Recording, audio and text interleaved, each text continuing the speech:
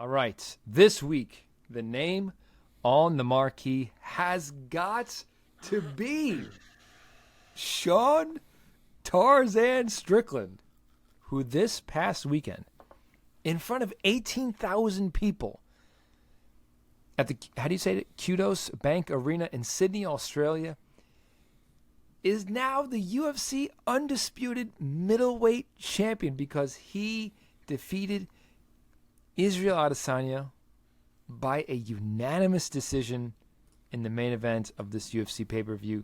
The scores read 49-46 on all three judges' scorecards. Mark, let me start with you. Man, oh man, I did not think that we would be here talking about Sean Strickland defeating Israel Adesanya. What was your take on the fight, on Strickland's performance, on Adesanya's performance, the whole thing? The floor is yours.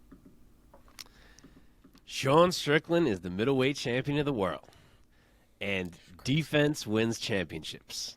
We know it applies in other sports. We didn't know it applied in MMA, but we do now. Sean Strickland's defense won him that fight.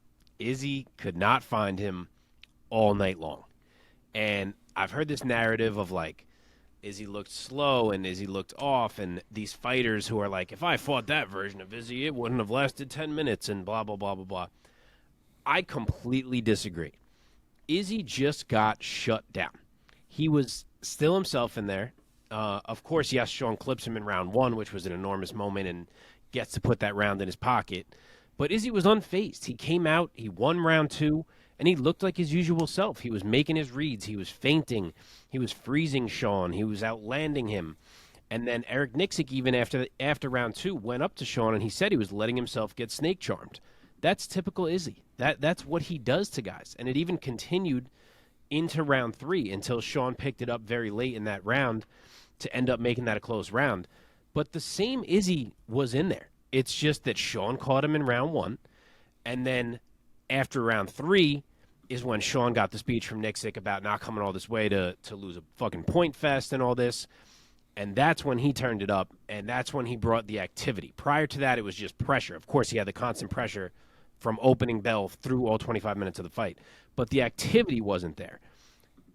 That combo of activity and pressure is what won him the fight. And that was from the start of round four onward. And that's what took the final 10 minutes. And now it turned out that he did get round three on the cards as well. But my point is that the usual Izzy was in there. He was trying. He just got shut down because he could not find Sean with anything. Izzy is at his best when he can manage the range and decide when exchanges are going to take place. And Sean completely took that away from him. First off, he walked him down all fight and made Izzy constantly be walking backwards and have to reset. He parried the jab and slipped the jab all fight, so Izzy couldn't use it as a rangefinder and as a combination starter. He continually was lifting his lead leg upward and inward to lessen the impact of Izzy's calf kicks so that he could just put that leg right back down and keep walking forward. If you rewatch, you'll know what I mean. I don't know. It's kind of hard for me to describe what I mean, but he was like flipping it in at the knee, upward and inward to lessen the impact. He caught Izzy's body kicks multiple times. He was regularly just kind of backsliding his lead leg out of the way of kicks. I mean, he fought a perfect, beautiful defensive fight. Everything that Izzy wanted to do to establish range or to keep Sean from walking him down or to start his setups, it wasn't landing. None of it was landing. He even went back after round four, and he was like, I can't find my jab. He's slipping everything. And it's true. And he even took one of Izzy's favorite defensive tactics away and used it himself, which is to simply lean back, because he was always in space and was able to just kind of lean out of range. And you can't lean back when you're against the fence, and we know Izzy loves to do that. And that's why he was catching Izzy with his jab, because he has a long jab, and Izzy could not be leaning back out of the way. But all of that are things that we already knew Sean Strickland could do. Like, I know I picked Izzy simply because I figured, across 25 minutes he could set something up and land something big, and he'd take it.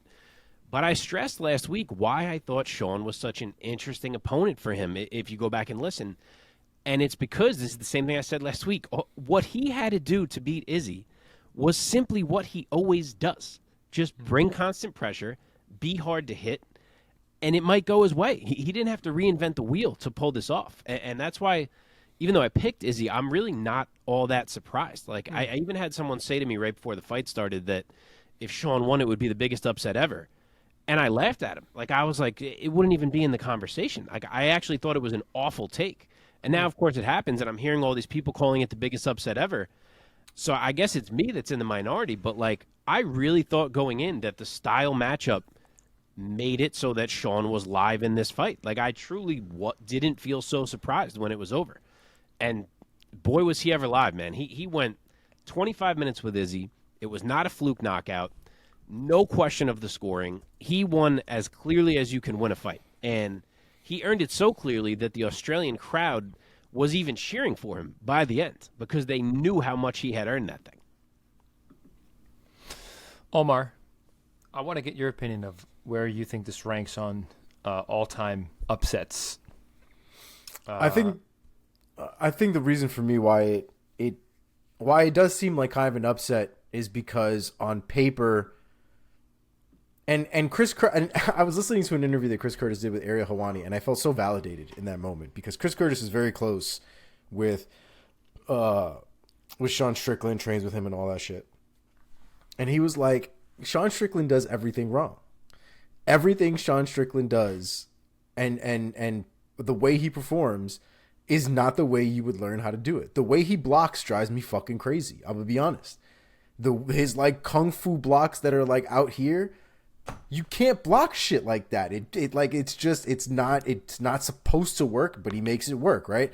The Philly shell I have kind of less of a problem with, but there are things with how he blocks certain things, how he moves, his footwork in general, that's just like, this shit is just not supposed to work, but like God bless him because it does. And I think that's kind of the reason why, right? Like when you think of Adesanya, you think of, this elegant martial artist, this person who can, strike with the best of them. And I guess there's an expectation of what Adesanya can do. And I don't think Sean Strickland holds that same expectation when he fights, right? We expect him to be dirty. We expect him to be, the grinding fighter. But we don't necessarily expect him to outstrike the greatest striker that's currently fighting in the UFC. Like that's a rough one. You know what I mean? I don't know if that was really on anybody's bingo card. Sean Strickland catching Adesanya and winning a fight is completely different than I think what we saw over the course of 5 rounds. I thought that was a real eye opener, I think, for everybody who kind of has doubted Sean Strickland along the way.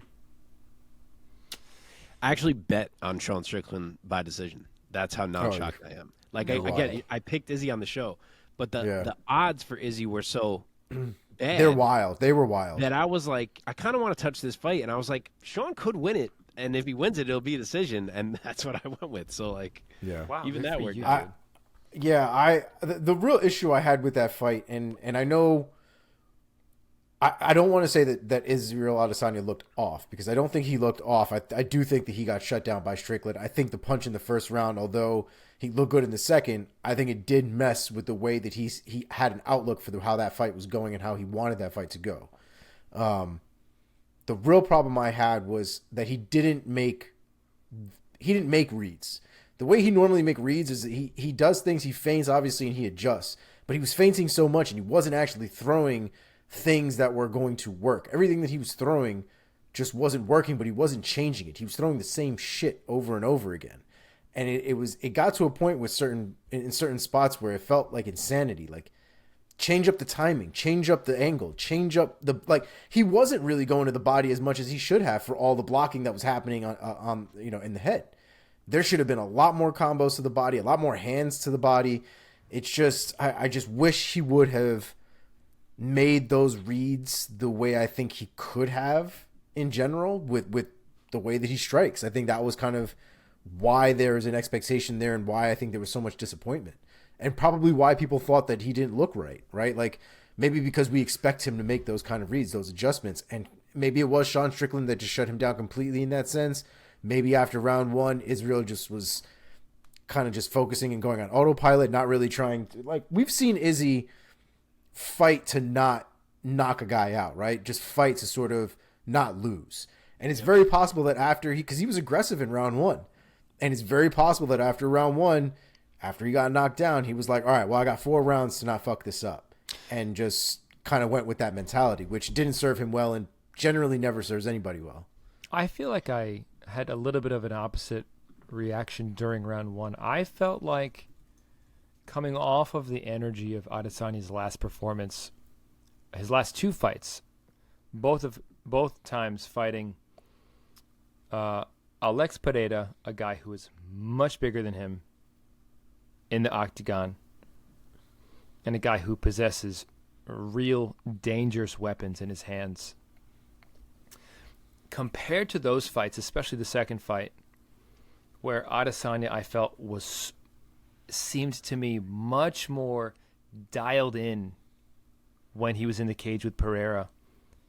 I felt like in the first round of this fight with Strickland, I swear, live watching it, round 1, I was like, Adesanya looks like, not that he's checked out quite that much. I don't want to go that far, but I felt like it's that kind of thing where like he thinks he knew that he was better than Strickland, and I felt like his foot was not on the gas with Strickland, and I feel like I sensed that in round 1, and I was like, he might pay for that, and he did, dude. By the end of round 1, he got dropped because Strickland is smaller than him. Strickland's only like what 6'1", so Adesanya is taller than him. He looks down on him. And Adesanya's like, I'm a world-class kickboxer. This guy's not. And, dude, he paid for it. The hook that Adesanya threw was reckless as fuck, though. Like, let's be clear. That hook was like, I mean, he threw that shit from out here. I mean, his whole everything was exposed. And he got cracked because Sean Strickland came right down the middle. And a straight line is going to beat a circle every time. And Adesanya had, like, if he was tighter in that moment, it wouldn't have been a problem. But I think he's gotten away with so many firefights, especially with Robert Whittaker, because that's the same type of hook that he's thrown with Robert Whittaker. Yep. And it fucking murdered Robert Whittaker. But like that hook, the way he was throwing it, he was super, super open and super outside. And he was in a very closed situation there against the cage. So there wasn't a lot of room for him to move, to duck and dodge and do whatever he generally does, maybe to get out of the way. So it was just... Maybe it was the pressure, man. I mean, the pressure from Sean Strickland, don't get me wrong, is a motherfucker. I mean, that I think is one of his greatest assets in general is the pressure. And I think it does mess up people like Israel Adesanya. I could actually equate it to a chess match, right? We love talking about chess and we love talking about like how chess and fighting are very similar. When you have a grandmaster, right, these guys that are ranked number 1, number 2 in the world, whatever, some of these chess matches that they play can go on for quite some time, right? They're not generally super fast. If you take some of those guys and you take them down to like the Lower East Side in Manhattan and you put them up against Grandpa with a clock and 2 minutes, shit changes, dog. They're not the same grandmaster anymore. That is, it's completely, speed chess is a completely different game. And I say that because there's more pressure, right? You don't have the time to sit there, think about your move and kind of calculate and judge the board the way you would when the time is literally going to eat you alive if you do that. So Sean Strickland, I think, has that effect where he creates that time. He has that clock going. And Israel Adesanya was backing up and moving laterally and backing up. And he just got to a point where he was riding the fence for the entire fight. And it really sucked to watch, man. And I knew Izzy was in trouble once we had gotten to a point where he started shelling up, like just ready to take shots. I didn't like that at all, and I knew we were in for a rough night. Dude, I was so disappointed. I was sorry, Mike, go ahead. No, go ahead. I was getting ready to make almost the same exact comparison, so it's funny that you just did that. But I was gonna say, for anyone that plays basketball, you have those nights sometimes where nothing is going in, and you're like, what the fuck? Why can't I make a shot right now? Like I'm doing the same shit I always do. Nothing is going in, and it gets in your head where you just start to feel like you can't make a shot. And I feel like that was happening to Izzy. I get what Mike's saying. I do think it's very possible that he kind of went in there with a calmness where someone who is as elite technique-wise as him, he looked at Strickland's game and he was like, my technique is going to shine here. All I got to do is be calm, and I got 25 minutes, and I'm going to find a way to pick this dude apart as the fight goes on. I could completely see that being his mindset. But then I think that what Omar just said and what I just said is what happened as that fight went on, in that he had no chances to reset. He had to constantly back up. And as I was saying before, all of his initial strikes to set things up and to start combos and to make Sean move certain ways, they weren't doing what they're supposed to do. Sean was finding ways to nullify all of them. And I do think there was plenty of times in there where Izzy was like, what the fuck? Like my things that work are not working. And he was kind of feeling like, what's going on? Like, I'm supposed to be better than this dude. Yeah. And it was just too late. And I even think maybe that round 2, I think he was maybe still confident after round 1, and then he won round 2, and he was like, all right, I'm going to keep fighting like this, and I'm going to be fine. And then it's round 3, and he's like, did I drop that round? Did I get it? And then round 4 is the round that he like clearly lost, and you could see that's the round where he came back to the corner, and he was like, I can't find this guy. And that's when the frustration was really hitting him. And then same thing happened in round 5, and it's just he was out of time. And it makes me wonder, like, was there ever even a consideration in changing up the approach, right? After how many rounds are you like, maybe striking a distance with this guy the way I'm doing, it's not going to work. Maybe let's try working in the clinch.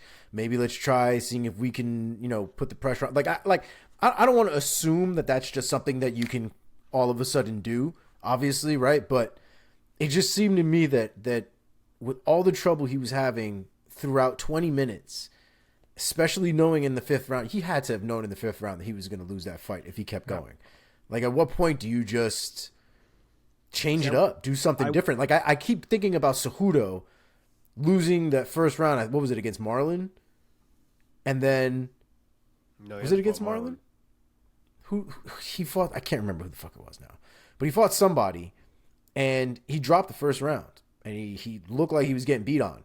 And he came back in the 2nd round and beat the holy shit out of whoever it was. And he made these adjustments. He looked completely different than how he looked in the 1st round, approached the fight completely differently, and completely won the fight as a result of that change and Marlon Rice? That adjustment. Yeah. Nice. Oh, you meant Cheeto. My bad. Yes. Yeah, my bad. Rice. So, yeah, so that's kind of my point, is there wasn't that adjustment that I would expect from somebody at Izzy's level. And I really think that's where all this upset stuff is coming from. It's just, I think we had expectations, and it's not necessarily that Sean Strickland couldn't win, but Jesus Christ, you couldn't tell me the way that he won wasn't crazy as fuck. Oh, it was special, and I will never forget that fight. I can't watch that fight again. I guess my point was more just I think too many people looked past the trickiness of the style matchup. Yeah. Yeah. But on the other hand, I feel like calling it the biggest upset ever, I'm like, let's calm down. To me, it's not. I mean, I still, the big one in my head is GSP and Sarah. Agree. That's number 1. Yeah, I mean, that shit's crazy. That's wild. Like, yes. Like, given where the great Matt Serra kind of was in the welterweight picture at the time compared to what GSP was. He had won tough to get back in the UFC. He wasn't even, he had been out of the UFC. And GSP was GSP. Like, he was a nasty dude at the time. So tell me, remind me, if you guys know, how did Matt Serra wind up in a title shot? By winning tough. That was the prize. Tough. Yeah. It was guys that had been in the UFC and were now out getting a shot to win tough and return to fight GSP. Did they have, was it Tough Redemption or some shit? Did Something they have like a name for it? Yes. Yeah. Yeah, and so no one was like creating a buzz for a challenger for GSP.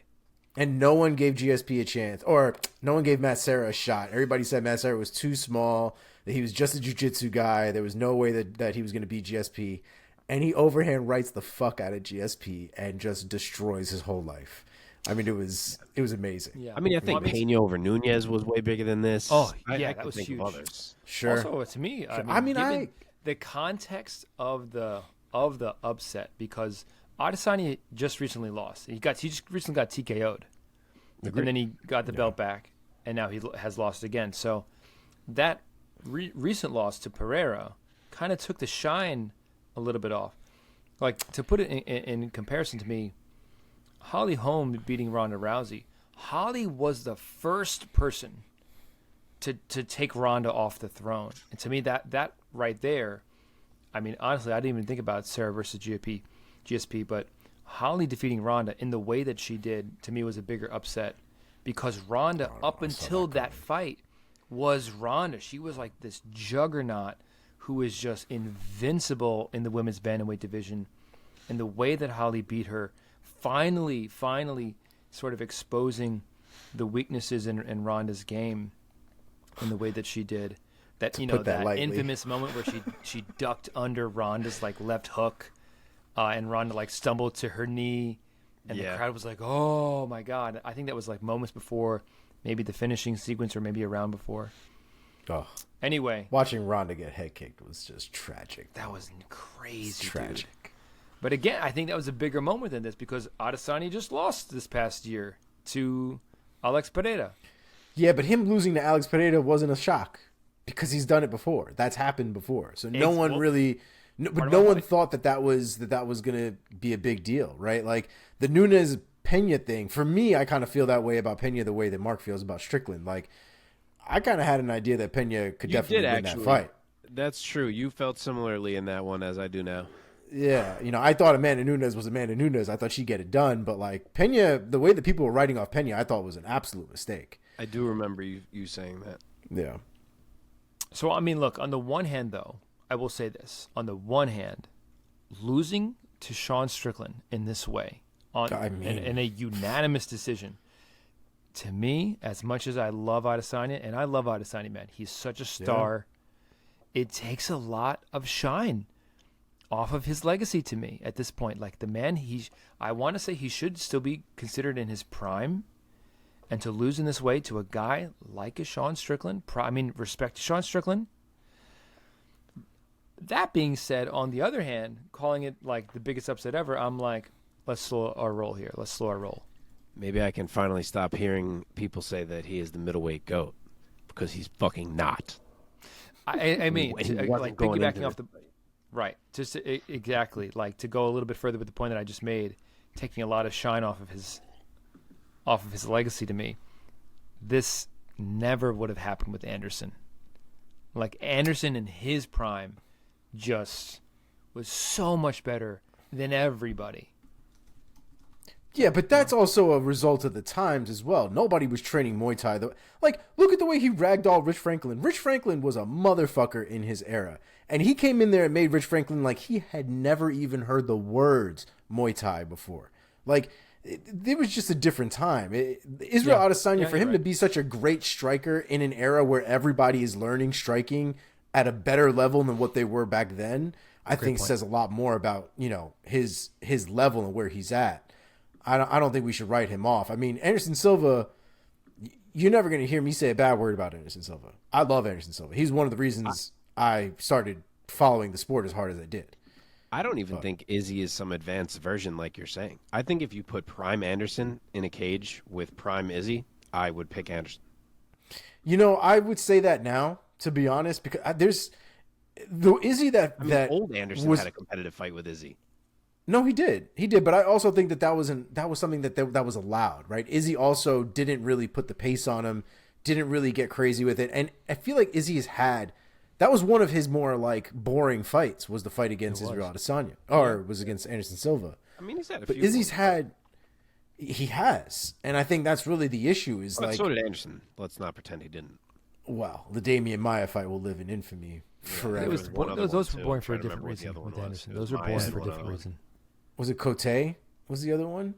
No, I feel like Cote was competitive. Cote made it competitive. Yeah. I don't think Cote would have even allowed a boring Thiago Leites? Yes. That was a boring one. Yes. It was a terrible fight. Yes. Maia and Leites. Those are the two I'm thinking of. Well, his Brazilian countryman. He took it easy. There you go. People used to say that he took it easy on Brazilians. Yeah, I like the way that Izzy fights. I still think he's a great striker, but there is something that does seem off about the way he's been approaching these fights. And it could be, I mean, there's how many fights has he had? He's had 3 fights in what? Months? Not even a year at this point? Yeah. I mean, he's one of the more active champions that there are. We're still fucking waiting for Stipe to come back. I know he's not champion, but yeah, what the hell's happening there? Jamal Hill was like not even scheduled for a fight, and he's already gone from champion to not. Same with Yuri Prohaska. Like, Israel Adesanya has waiting been forever. at work. No, it's true. It's true. Yeah. I'm not knocking it. I love Izzy. I've said it before on the show. I love him. I'm not trying to knock him. He's just number 2, and I always thought that. So I hope other people see that too. I mean, but again, Omar, your point about different eras, it is slightly different eras, and the point is well taken. Let's, in the interest of time, start to move this thing along here. Let's talk about what can be next for these two gentlemen. A big talking point in the world of MMA since this fight ended this past Saturday night, rematch or nay?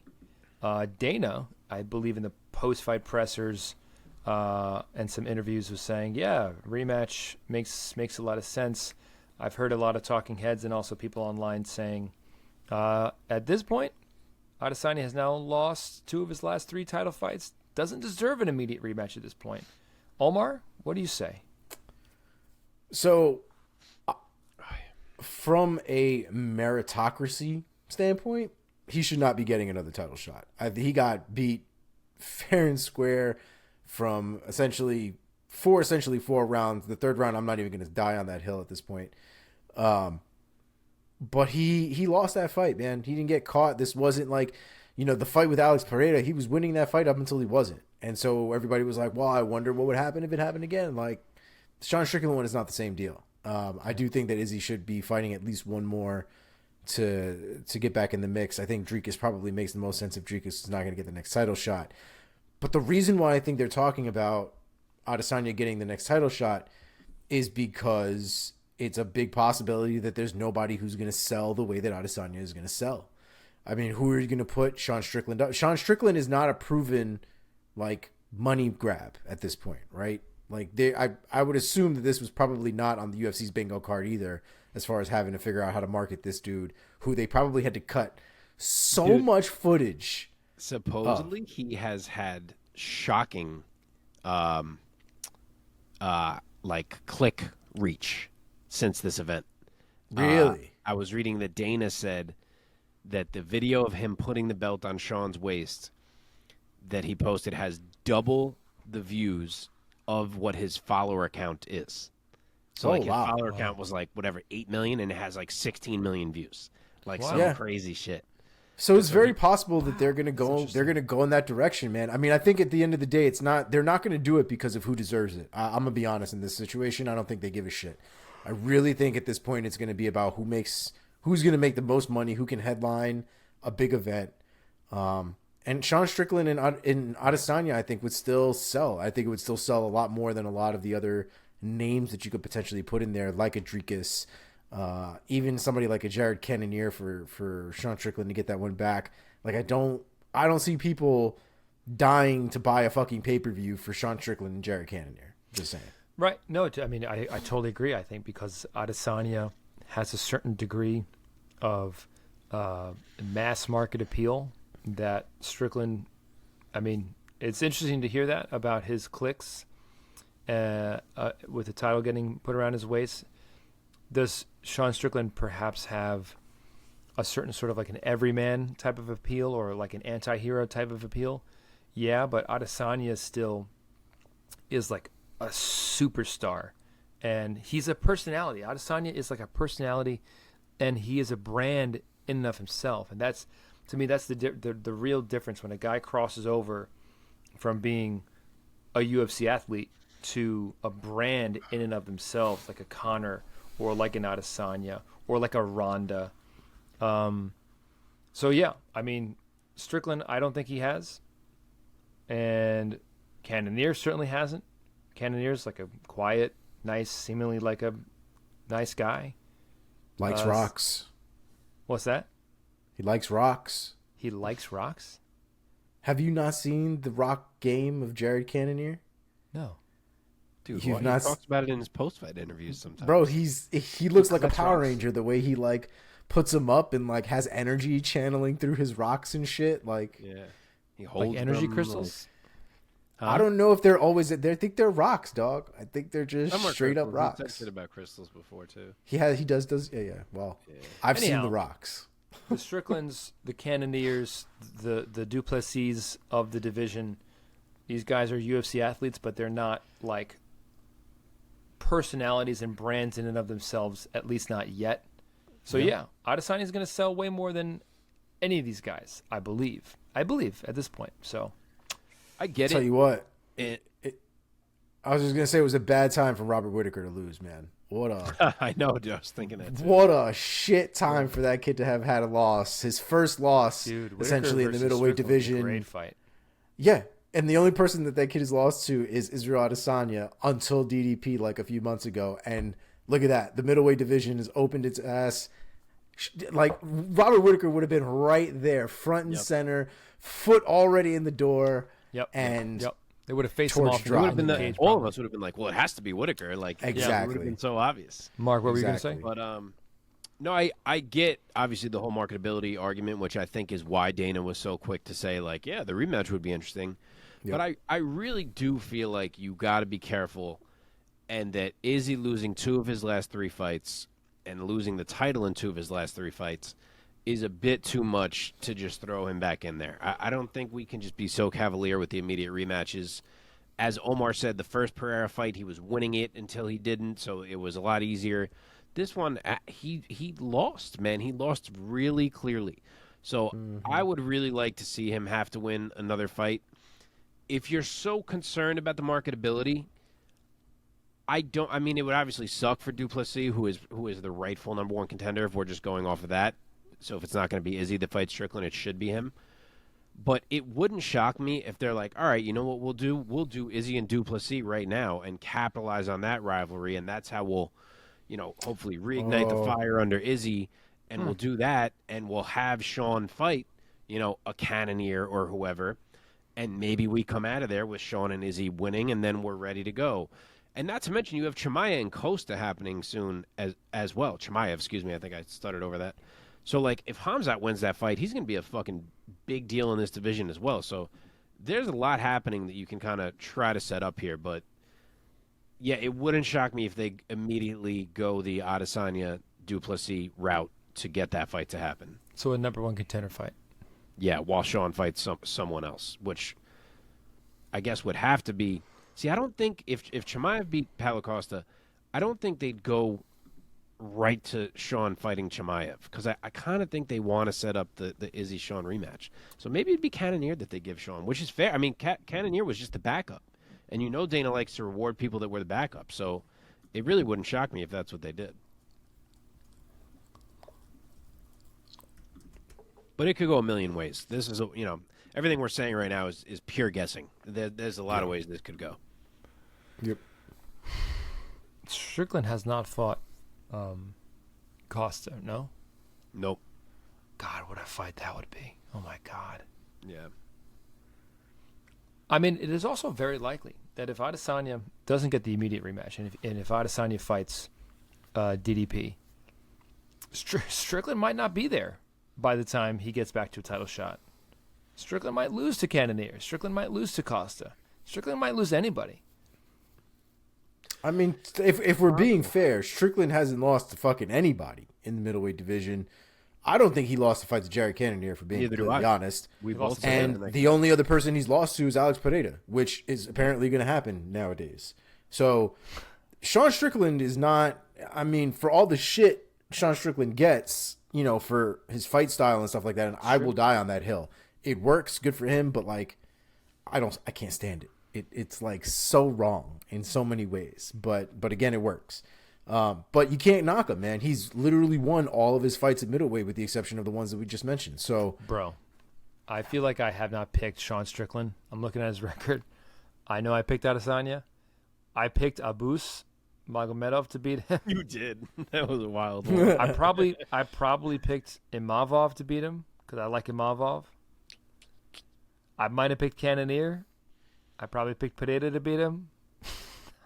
It's about time I should come I around. did pick Pereira start to picking beat him. I actually think I picked him in every single one of those fights until Izzy.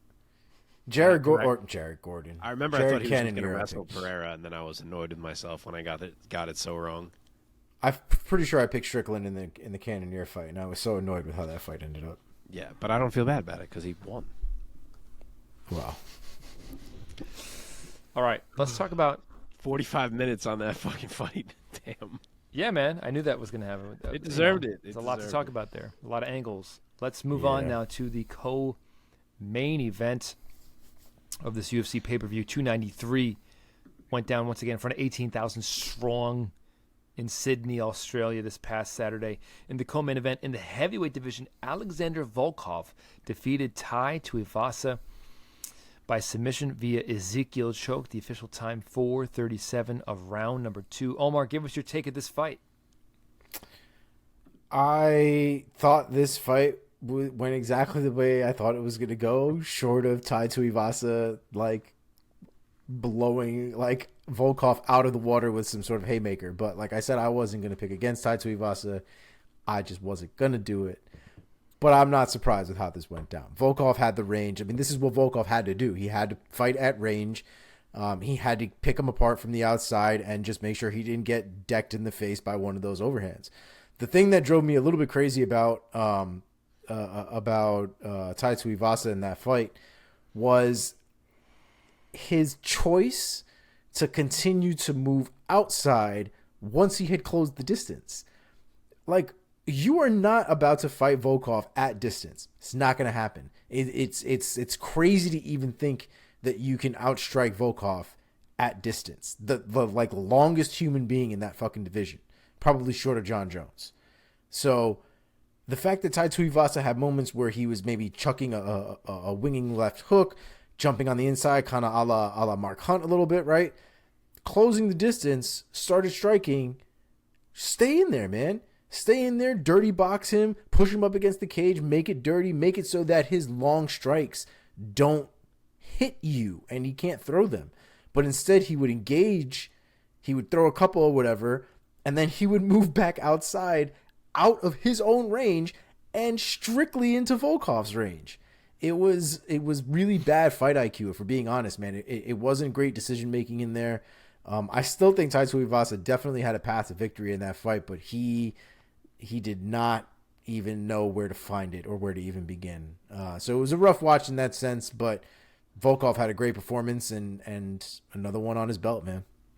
Mark? I think he was a little tentative to stay there because he didn't want to get clinched because he was afraid he'd get taken down. But He did anyway. Yeah, I don't disagree with your point, though. Yeah. But I do agree that this looked, more or less how we had envisioned it. Not that we foresaw the Ezekiel choke. I didn't even know you were allowed to try those if you're not Alexei Oleinik. But he shouted out Alexei Oleinik for teaching it to him. I don't know if you heard that in the interview. But yeah, man, Tai, he battled. He certainly found some small moments of success. He ate damage and pushed through. He did what Tai does, but generally he had a hard time dealing with the range that Volkov presents, specifically the kicks, as we kind of predicted. And he's great at cutting guys off and stepping in, and he came close a few times to setting something up, but Volkov is just really dialed in right now. Like, it really seems like Alexander Volkov is in the best form of his entire career, and I know it seems like he's older because we've been watching him forever because of his time in Bellator. And we have, but he debuted in Bellator when he was 23 years old. Like, he's only 34 right now. So for a heavyweight, it actually kind of makes sense that we're seeing a man that looks like he's in his prime. So, he looks great. He was on all night. He was on defensively. He was really effective with the kicks. He hurt Tai a bunch of times. And then the grappling was just dominant. So, he's been turned back by the elite at a time, a few of these guys that he's had a shot against in his UFC career thus far. But I think now he's at a point where he is reascended and he's going to have to get another shot at one of these top dudes. His only 4 losses in the UFC are against, going backwards, Tom Aspinall, Cyril Gane, Curtis Blades, and in 2018, Derek Lewis. Yeah. So And he was 2018 beating Derek Lewis until was he a got little bit of a caught. different The Gane creature fight than was he is competitive. today. Yeah, it was. That was their decision. That was the decision, and Curtis Blades was the decision. And he was beating Derek Lewis, by the way, back in 2018. I remember that fight very, very vividly. Yep. He got I was caught and there, finished dog. Very end. You were in Vegas? That was the McGregor Khabib card. I was there for that madness. Wow. You were at McGregor Khabib? Yeah. Wow, I didn't remember that. Yep, me and the wife, because it was actually coincided with the wife's birthday weekend. Wow. So, or birthday week, I should say. Her birthday was like on a Wednesday or some shit. Going to Vegas, baby. That's exactly what we did. We went to Vegas. We got a really nice, like a little sexy suite, jacuzzi, balcony, and we made a little thing of it. It was nice. Actually, I don't think we got a balcony for that one. That times. Volkov win was when Derek Lewis was like in Derek Lewis form and was just ending everybody. And that was the final fight that led him into his title shot against Cormier. Yep. Which I was also at. Damn, man. That was in New York. Yes, it was. We bought those tickets last minute. We didn't even plan to go, but they were super cheap and we got floor seats. So I was like, fuck it, let's do it. Cool. Wow. Yeah. Okay, let's talk about what's next for Alexander Volkov. Mark, what do you think? So weak answer, but I don't think there is a clear answer right now. I think he's going to need to wait and see how some of these fights above him shake out, because we have Bo and Stipe. See what happens there. I think you got to see who gets booked between Pavlovich, Aspinall, Gane. You know, they're all kind of a level above him at the moment, so you got to wait for at least two of them to be booked. And then Blades and Almeida's already booked. So I think you got to wait, because anyone who is not those people I just said kind of feels like they're less than what Volkov deserves right now. So, and I know, as I said, he's already lost a chunk of these guys, but he's on a great run, and he deserves a shot at someone who's ranked this highly, I think. The only other, I guess, potential option, if he wanted to kind of take a fight to stay busy while the rest of these played out, is if he wants to try to get his revenge on Derek Lewis from the fight that we were just discussing. I guess he could take that one in the meantime. But if that doesn't interest him, then I think you just wait and let some of these play out first. Omar, any other ideas? No, I mean that's pretty spot on. I mean, at this point, I probably wouldn't expect Volkov back before the end of the year anyway.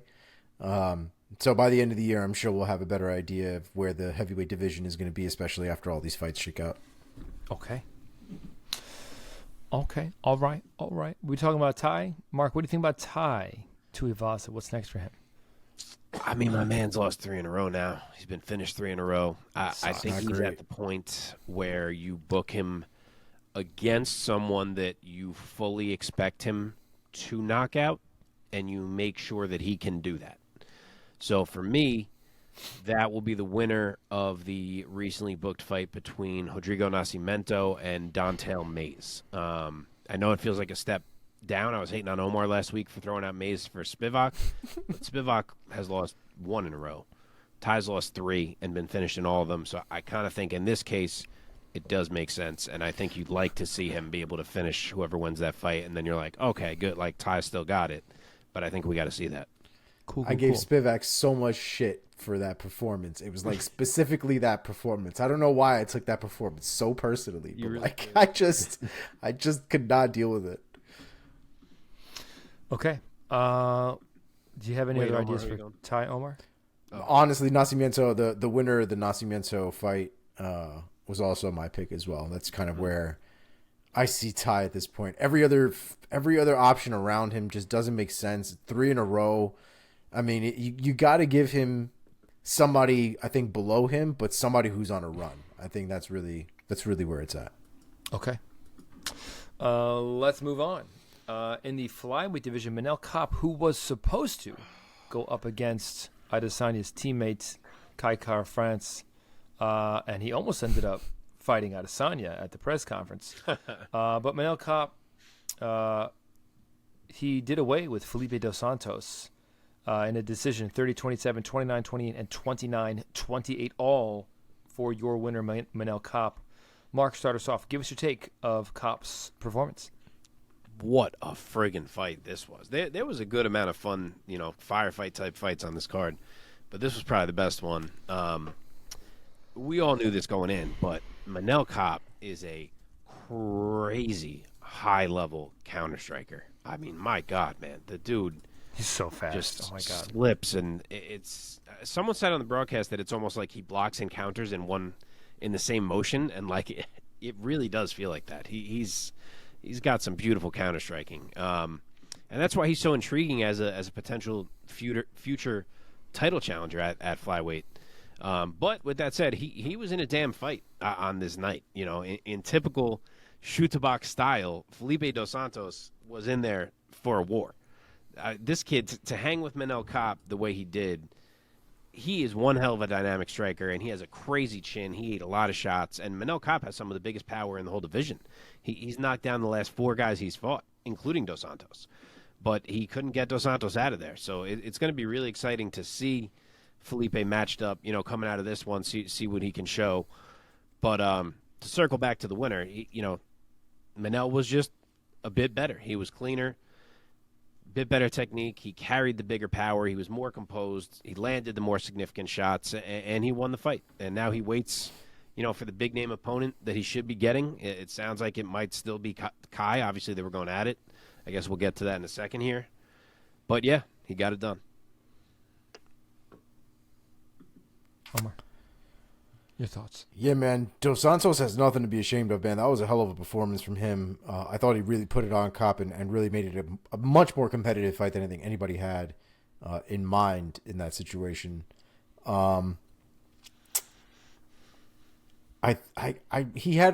Santos was announced a month before under a month before the fight actually happened. I feel like a month is not like the worst amount of time to prepare for a fight. But then at the same time, Manel Kape is a tall order, I feel like, in general. So I wonder, as good as Dos Santos is, I wonder how different that fight would be down the line with the full camp and things like that. But credit to Manel Kape for also taking that fight on short notice, because I feel like it's a very different fight than I think he had in mind as well. Man, such a great fucking fight. It ended up being fight of the night as well as it should have been. Mm-hmm. But I think Manel Kape and Kai Kara-France are probably the thing we're going to end up having next. Yeah, man. Mark, any other ideas about what could be next for Manel Kape, Starboy? I feel like you got to try to go back to that, right? It doesn't seem like Kai's out for all that long, and with all the vitriol coming from Kape directed at Kai this week, the heat that's been built on that fight, I think you got to try to go right back to it. And, again, Kape deserves it. Anything less than a fight like that is silly right now. If it's not Kape, it's got to be someone else who's on that level, because the guy keeps getting delayed and delayed with everyone pulling out and him having to fight guys like a Dos Santos. As good as he was, he has no name. So it's got to be someone on the level of a Kai Kara-France. Yeah, absolutely. Okay, moving on. In the heavyweight division, this one's going to be quick because the fight was pretty quick. Justin Tafa defeated Austen Lane by knockout in the very first round. The official time, 1:22 of round 1, with some elbows finishing off the job, or some ground and pound. Absolutely vicious. Omar, start us off. Give us your take of Justin Tafa getting another knockout. I mean, it's the punches that these Samoans throw, bro, are just out of control. And again, they're I think they get away with a lot at heavyweight. Like, sometimes their movements at heavyweight could be so fast, and I don't know if other heavyweights could react just as fast. Big boys don't necessarily have the best reaction times, between what they see in their head and how their body moves. But man, Justin Tafa laid him out with that left hand. His right hand was down a little bit, but I don't think it really mattered by the end of it, man. Austen Lane ate some heavy shit in there, and I'm glad it got a little. There was a little sketchiness in the beginning, right? I know we were just coming off of a rematch off of a bad eye poke, and I feel like that fight started off with like either a little bit of a dick shot or maybe a little bit of an eye poke. I can't remember. Oh, it was an eye poke. Yeah. Was it another eye poke? Yeah. Fuck, it's just out of control. But it was a fantastic finish, man. Justin Tafa that's as good as a left hand's going to get, man. Yeah. Absolutely. Mark? Yeah, dude, the eye poke was almost at the exact same time in the fight as the first one. It was like 30 seconds in. Was it really? Almost identical repeat. Thankfully, Tafa, was fine, and we got to finally resolve this one. But, Yeah, I should not have let myself get swayed by 20 to 30 seconds of the first fight because the first fight I thought Tafa was going to KO him, but I don't know. I got too cute with that fight pick. I saw all those body kicks he was landing in the first fight, and I got swayed. But, initially I thought Lane's head was kind of out there to be hit, and it was. And then this random ref was just trying to let Justin Tafa kill Austen Lane on the ground. It was probably 2 or 3 bombs too many. I don't know what this guy was doing, but I hate it when that happens. Huge left hand, got his revenge after the damage that Lane did to his eye in the first one. Well done by Justin Tafa. Mm-hmm. Okay, let's keep this train rolling right along. Mark, staying with you, what do you think could be next at heavyweight? Would be a nice, interesting heavyweight matchup next for the big man, Justin Tafa? I'm not getting crazy at all. He still has, a couple sketchy losses on his record. But I will say that Muhammad Usman recently beat his brother and is currently scheduled to fight Jake Collier. So I think the winner of that fight, especially if it's Usman, would make a lot of sense for Justin Tafa for the storyline of, trying to avenge that loss. Okay. Omar, any other bright ideas? The only other person that I would have in mind in this specific sense would probably be Chris Barnett. I know he pulled out. I knew you were going to say that. I thought. I know he pulled out recently in a fight back in April, I believe. So maybe once we're September? Tafa's probably not going to fight. At worst, he'll fight in December maybe, for maybe one of those December cards possibly, but I don't think he's going to fight any earlier till then. So that should be a timeline-wise, that should work out. That would be a fun one. Yeah. Okay, let's move right along. Here we go. Oh, man, this fight. In the light heavyweight division, Tyson Pedro defeated Anton Turkalj by knockout, also in the first round, the official time, 2:12 of round number 1. Tyson Pedro, that's how you get back in the win column. Omar, start us off. Dude, Tyson Pedro had me a little nervous, though, just because of his... I feel like Tyson Pedro has been more aggressive in the past, and I felt like in this fight he was just a little more tentative than I was comfortable seeing him being, and taking almost his time, not throwing that many strikes, kind of working on the outside. And it's not like Turkalj was doing too much. He was eating quite a bit of shit there, but I got a little... Oh, no. Sorry, wrong dude. Thinking of Carlos Ulberg. Wrong guy. Bro, I was sitting here like, That's my is bad. this guy talking about? My bad. That's the next fight. No. Tyson Pedro absolutely ruined this dude. Tyson Pedro absolutely ruined Turkalj. Yes, no. I'll save that whole speech for Carlos Ulberg. That's the other guy. That's my bad. Oh, God. Okay, Mark, go. Yeah, that was funny. I was debating what I wanted. I was like, do I call him out for how much do I disagree with him? Do I let it go? Oh, man. Yeah, Tyson Pedro, safe to say he accomplished the bounce back. I mean, you can't dream it up any better than that. He looked like a monster. He looked sharp. Multiple clean shots finding Turkalj. Dropped him bad. And then had one of the coldest celebrations I've ever seen with that samurai celebration. That was fucking sick. That was sick. But really, that's exactly what he needed after his last performance. So hopefully now he can get back on track and continue the rise that we thought he was on prior to that Bukowski's fight, and we go from here. Nice. Like it. Okay.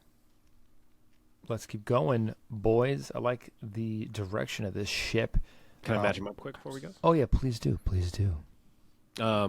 So, yeah, to kind of continue off what I just said about the odd loss, he is a little bit of an odd case because he has such good wins, but then he does have some weird losses on the record. So, it's a little tricky to match him up, but if we do chalk up that last loss to a stomach virus or whatever it was that he was dealing with, I'm forgetting now, he has still looked great otherwise in his 4-fight return here since coming back from the injuries that he dealt with. So I think you still move him up the line here. I'm going to give him someone like a Devin Clark or even a Kennedy Zachukwu. I know it may sound a little aggressive, but he's not getting any younger. He's 3-0, other than that loss where he fought sick. So let's see if he can break through here. Omar? You think your shit was? Let's go with Ryan Spann. Let's push the bull the whole way. We're gonna go with Ryan Spann. I think it's crazy that him and Tyson Pedro and Carlos Ulberg are in the same division. I think that's pretty wild to me. Aren't they boys or something like that? Oh, I think we're saying that you feel like this... they're very different sizes. Yeah, they're the same camp. Yeah, that's because Tyson Ulberg, I guess, was always CKB, but Tyson has been there for maybe since his return, maybe these 4 fights, because he wasn't CKB like in his earlier days. But yeah, he is now. Yeah, they both got some momentum at this point. So I wonder how they're going to deal with that when the time comes, because we already know Dana doesn't like friends. So yeah, cool. One more before we hop into our lightning round. Also in the light heavyweight division, Carlos Ulberg defeats Jung by submission via rear naked choke. The official time 4:49 of round 3. Mark, start us off this time. Give us your take of Ulberg getting it done with another finish. First off, if you're a wrestling fan, you probably picked up on this and appreciated it, but I loved the crowd doing the Ulberg chants in the exact same tone as the old Goldberg chants. Like they were going, Ulberg. Yeah. And that was fucking awesome. I don't know if it was intentional or coincidental. I got to think it was intentional, but it was cool. But yeah, man, this was another display from Carlos Ulberg. He almost had a big moment early, which he's been having a lot of lately, where he dropped Jung and he tried to swarm him, but Jung did survive to his credit, and Ulberg stayed calm, and he didn't go crazy, and he just continued to do his work. I thought it was a really patient performance from Carlos Ulberg, where he showed throughout that he was the better fighter. I think he would have liked to get something bigger. Obviously, he's had these big knockouts lately, but I think he's showing you his progression, that he was comfortable in there. He was not going to force anything that he didn't have to. He defended all the grappling that Jung tried to initiate, and then he even gets the submission at the end as the cherry on top. So I think we're seeing some great progression from Ulberg. I know already because of the teaser from a minute ago that Omar wasn't so thrilled with the pace, but I was fine with it. I thought it was a solid performance, and he's another guy, more so even than the last. I think he absolutely has to fight a ranked level opponent at this point. It's time. Yeah, and it might just be I don't want to give him shit for it because it worked and it was a solid approach. He didn't get hurt in the fight. He was able to use that distance to take advantage of Turkalj throughout that fight. So I don't want to give him shit for it. I just oh my god, down Jung. Yeah, so I don't want to give Ulberg shit in that regard. It just seemed like it was a difference in his approach. He seemed not as aggressive. He seemed content to kind of fight on the outside. I'm glad he found the opportunity to take Jung down when he did. I like your way. What? The way I said it? Yeah. Jung. No, that's not it. But yeah, I thought he looked good, man. I did think he looked good. I guess I was just a little surprised in the difference in the pace from what I feel like I've seen in the past.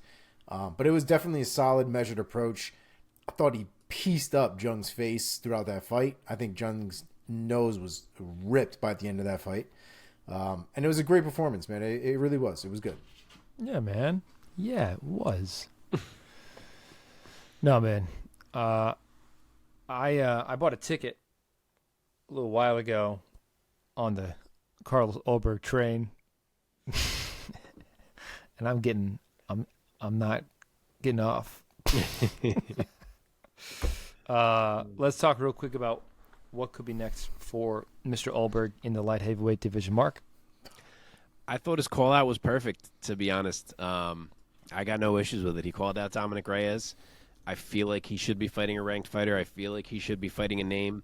I know Reyes hasn't looked great, but if the dude's going to keep fighting, he's got to fight someone. So let it be Ulberg. We'll see where these guys stack up. Oof, what a great fight that would be. Great fight. Omar, any other thoughts on that? Should this be this week's Dominic Reyes throw of the wall? And just see if maybe this one sticks. Maybe a new week, a new pick for Dominic Reyes. got to fight at some point. That's true. Yep. You know that's who I just said too, right? Yep. Oh, I Yeah. didn't know if you didn't hear me. No, it just I'm just trying to good. figure out if this is it. If this is the week. This is the week for Dominic Reyes. Like it. This is the week for Dominic Reyes. Okay, let's jump into our lightning round. So, no picks, just quick takes on the results of the remaining bouts from this past weekend's UFC 293. Here we go. In the featherweight division, how do you say this kid's name? Chepe. Chepe Mariscal defeated Jack Jenkins by TKO via arm injury. 3:19 of round 2. Marco first. This one was pretty unfortunate, man. This was looking like the good matchup that we all thought it could be. Jenkins maybe a bit more skilled, but Chepe just a dog who's going to make adjustments, and he's going to make you earn it. And we were seeing just that. Jenkins won round 1 with some big kicks. Chepe adjusted, doing good work in the clinch, in round 2. And then the fight's over. A friggin' gruesome elbow dislocation, or I haven't heard officially what it was. That's kind of what it looked like it was. It is official. Okay. When Jenkins tried to post, and, that's all she wrote. But I did think both guys looked pretty good in there. Omar?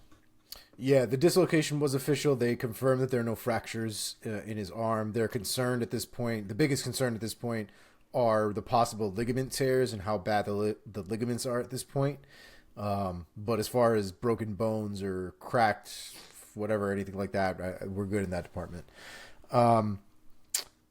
It was a sad moment because Jack Jenkins, I thought, actually looked real sharp throughout that fight. I thought his striking was really on point. His hands looked clean as shit in that fight. And Chepe showed a lot of heart. He seems like this kind of guy that's not going to back down when he gets in a firefight. The more you hit him, the more Chepe is going to try to come forward. But I thought Jack dealt with it, for the most part, really, really well. Mm-hmm. Really unfortunate circumstance, getting tossed off of that whizzer. The way he posted on his right arm was just, oh, man, that's the shit that just makes you cringe at night. Yeah, I hope he recovers quick. That looked painful as hell. Okay, lightweight division. Jamie Mullarkey defeats John Makdessi by UD. Omar, start us off. This was another Makdessi fight, man. Another solid little brawl. A little bit of back and forth. A little bit of potentially some controversy, or at least a close enough fight to have people kind of scratching their heads as to who might have won. That second round I thought was a little sketchy on both sides, trying to figure out exactly who won that fight. Because I think, in my opinion, I think it was up to the second round. I thought the third round was for Makdessi. I thought the first round was for Mullarkey. You could definitely tell me Mullarkey won that second round. You could tell me that Makdessi won that second round. I thought Makdessi landed the harder strikes. I thought he did more damage in general. So I had Makdessi winning the second and third round, but it was a close fight. And I feel like that's like the story of John Makdessi at this point. Yeah. Mark? So I'm hugely in the minority here. I'm seeing these scores on MMA decisions where 88% of people scored this fight for John Makdessi, and add Omar to that list. But I got to say, I disagree. Jamie Mullarkey won round 1, as Omar said. I think that's the only place where everyone agrees. 2 judges gave Mullarkey round 3, which I think is very dumb because John Makdessi clearly won round 3, and 94% of people on MMA decisions agreed with that. So I agree it comes down to round 2, but I thought Jamie Mullarkey won round 2. I understand Makdessi knocked him down with about 10 seconds left, and yes, that's a factor.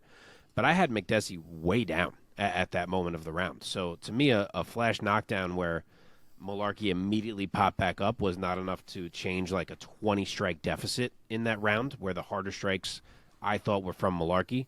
So to me, he did deserve that win, and I'll go against the masses in scoring that one. Okay, in the lightweight division, Nasrat Hakparas gets it done over Landon Quinones by UD. Mark, staying with you. This was another great scrap, man. It was a solid debut for Landon Quinones, honestly.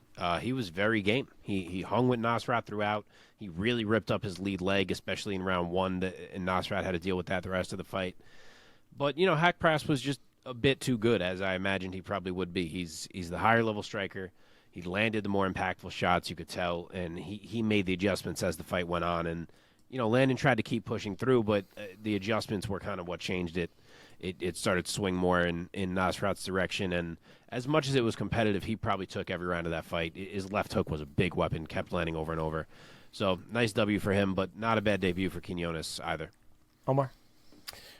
Yeah, I don't necessarily disagree. I do think that there's a lot of opportunity for Quinones' defense. I thought he had really good kicking defense, but his hands need to stay a lot higher if he's going to get into those kind of firefights. I mean, he was getting smashed clean in the face on multiple occasions. I could even give him a little bit of a pass when it comes to those later rounds because you're exhausted at that point, and it's hard enough trying to keep your hands up, let alone continue to fight and throw punches and things like that. So, but he was having that issue long before the third round. So I think there is some opportunity there. I thought Haqparast did a fantastic job mixing up the levels. Not only was he smashing Quinones in the face, but he was working this kid's body too, man. He was throwing left and right shovel hooks to the body of Quinones and really tearing up that cardio of his. And you could see it by the third round. The cardio was, they were both on a completely different level with their cardio was. And that's saying something because Quinones still had shit left in the tank, but he had slowed down so significantly by that third round that Haqparast just kind of took off with the rest of that fight. So it was a great performance from Haqparast. We don't really see, I feel like, a lot of decisive wins like that from Haqparast, and I thought it was great that we did. Great. Yeah, man. Yeah. Welterweight division, Charlie Ratke. This guy. Charlie Ratke defeated Mike Mathetha by, is it Mathetha? Mathetha. Mathetha. You could just say Blood Diamond. Blood Diamond by UD 29-27 across the board on all three judges' scorecards. Omar, start us off. I'm trying to figure out. We need to give Herb Dean his flowers because I'm glad somebody's finally taking points off for people repeatedly kicking people in the dick or kneeing people in the dick for that matter. It's not great. It's not great. It feels, a lot of times it feels worse than it looks. And you got to land your knees properly, man. There's all of this you can knee. Just the 1 little inch that's down there or whatever, you can't knee. Just don't do it. It's crazy to me that it's still happening. I thought it was a competitive fight to a certain extent. I thought it was relatively boring, all things considered. There was a lot of clinch work, a lot of stalling, a lot of work up against the cage. And I think the more that the clinch game came into play, I think the more the cardio suffered as a result. I think they were muscling a ton of stuff in that fight, and I just don't think they had the cardio to put on the performance I think they would want to. So they had some striking here and there. I don't think it was anything that was like to take away to run away home with. I expected a little bit more from Blood Diamond, but I think this is like the second time I've been disappointed in his performance. So that's that. Cool. Mark? I got to give Blood Diamond credit. There was certainly a lot of visible improvement in his defensive grappling compared to what we've seen prior. Ratke couldn't take him down at all. But improvement aside and kickboxing skill aside, it just doesn't seem like he's a complete enough fighter. Like Ratke was even putting it on him on the feet at times in that fight. And if he ever wasn't, he was able to just go right to the clinch. And, as much as he couldn't take him down, he could still control him there. So it just seems like Blood Diamond might be a little too beatable. I know he was apparently a great kickboxer. I wasn't even familiar with him until Izzy kind of introduced him to the scene. But 0-3 in the UFC, so it doesn't appear to be working out. Okay. Featherweight bout, catchweight at 149. Gabriel Miranda defeats Shane Jung by rear naked choke. Choked him out in the first round. Mark? Speaking of not working out for someone from CKB, Shane Jung is now 2-5 in the UFC. That's 4 straight losses, so I'm not sure we will be seeing him again. And this was not close. This was clockwork, step-by-step work for Gabriel Miranda with not much resistance coming back. And he put Shane Jung to sleep for good measure. So great bounce-back W for Miranda after being fed to Benoit Saint-Denis up a weight class in his debut. And maybe the last time we see Shane Jung. Omar? Yeah, I don't disagree. I also don't feel bad for Shane Jung because he missed weight quite egregiously. And I'm super glad that Miranda won a fight where he was essentially made weight and, got shafted in that department. So we don't normally see guys that miss weight and lose.